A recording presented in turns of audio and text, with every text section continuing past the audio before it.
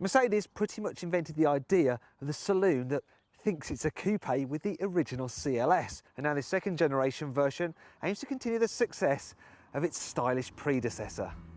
It may have a similar sloping roof, but the new car's design is very different, with muscular rather than elegant lines.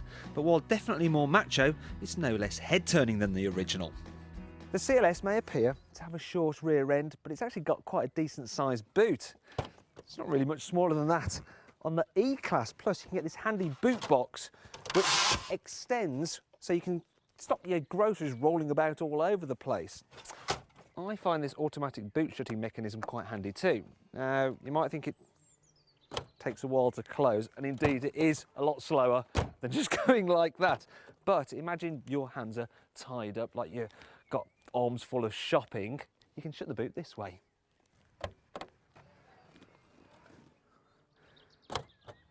You see, not so pointless after all, is it?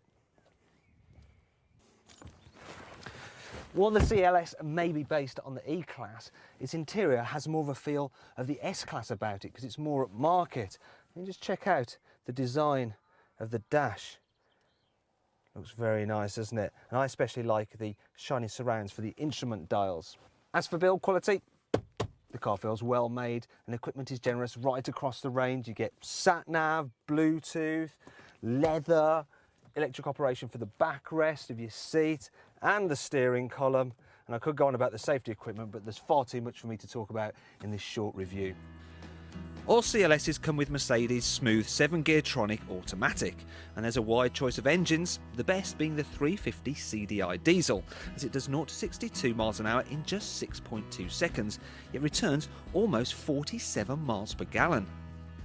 Thankfully, even at speed, this CLS is a very quiet place to be. You do get a bit of wind whistle from the wing mirrors, but other than that, hardly any noise enters the cabin at all, and that means it's great for going up and down the motorway. However, get it on a twisty back route such as this and it will really put a smile on your face because it sits lower and wider than a normal E-Class, and it just goes round corners so very well for a car of this size. There's loads of grip, it's very poised, doesn't roll about at all, and the steering is super sharp.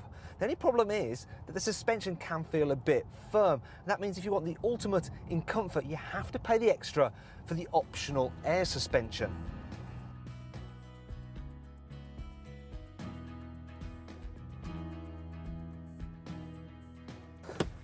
As for other problems, well, rear visibility is pretty limited, which means you have to rely on the standard fit parking sensors.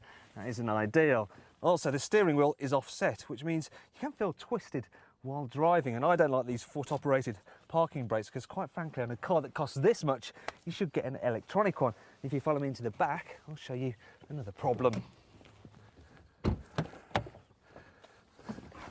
Now, my issue isn't with knee room because that is very generous. So too is headroom. Even 6-footers should be fine despite that sloping roofline.